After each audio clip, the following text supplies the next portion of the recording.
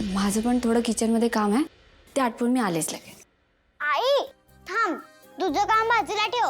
बाबा एक गोष्ट सांगतोय, तू पण इथे बसून ऐक. वेदा हे बघ. वेदा एक आयडिया आहे माझ्याकडे.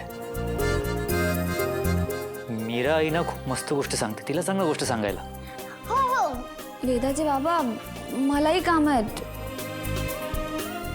तुम्ही सांगा ना. वेदा बाबा सांगतील ना.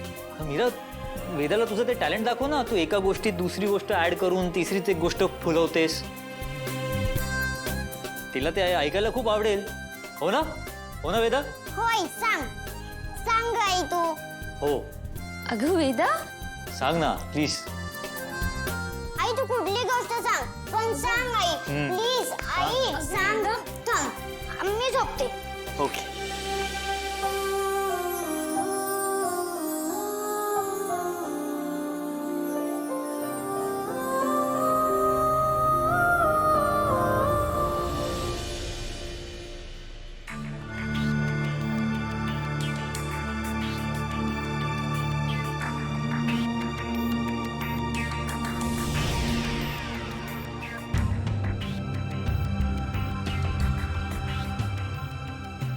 आई एवढ्या रात्री कुठे चाललेत? काही हवं असेल का त्यांना? काही त्रास तर होत नसेल ना?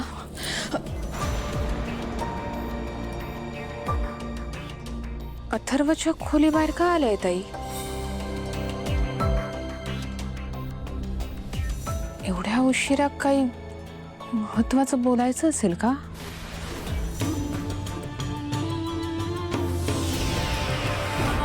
मला हे सगळं करणं पटत नाहीये मार्जारी, पण फक्त तू सांगितलंयस म्हणून हा उपाय करून बघणार आहे मी.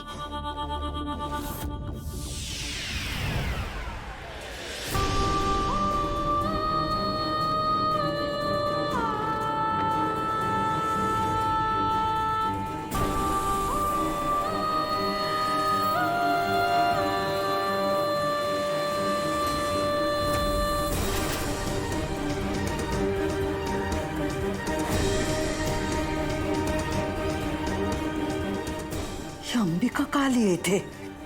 आता काय करू मी? ज्यासाठी आली ते काम कसं पूर्ण करू?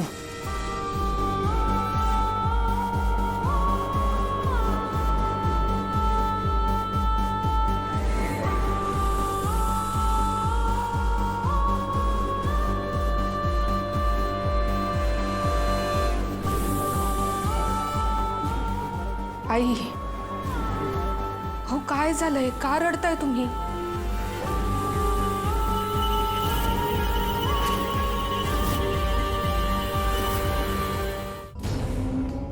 या घराची सून व्हायची लायकी नाहीये तुझी मीरा.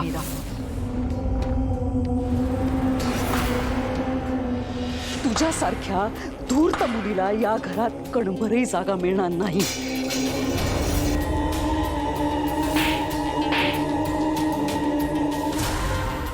पण यात सर्व श्रेय माझं नाहीये, यात तिच्या वडिलांचंही श्रेय आहे. काय नाव काय त्यांचं? शिवनाथ गुरव. शिवनाथच्या मोठ्या मुलीला तर मी नेलं होतं. म्हणजे मीरा आणि अंबिका बहिणी आहेत? नाही नाही, काहीही झालं तरी आज मला माझं काम पूर्ण करावंच लागेल.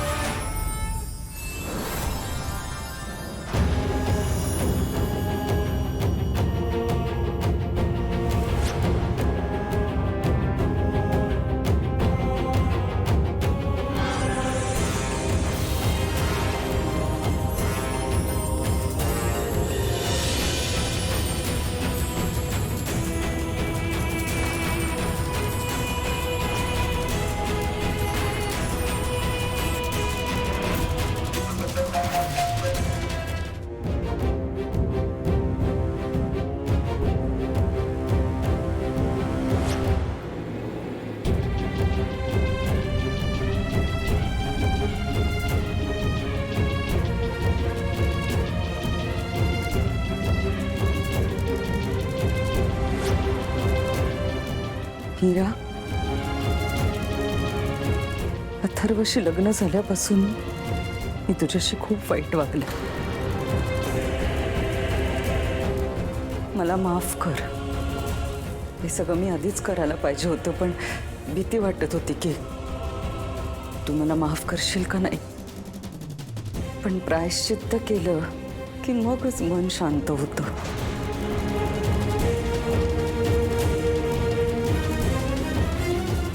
आज तुझ्या पाया पडल्यानंतर मन हलकं झालं.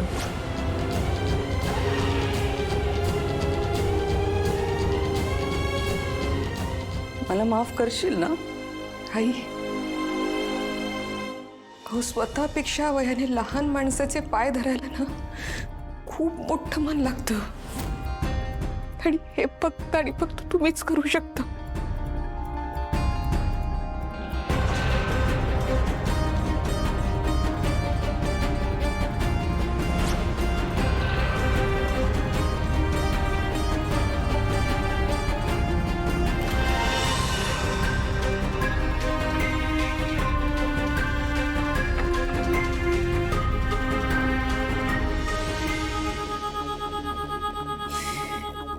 मार्जरी, तू मला त्या मीराचे पाय धरायला सांगितले होतेस, ते मी धरलेच. पण त्यासोबत त्या अंबिकाचं मन सुद्धा जिंकलं.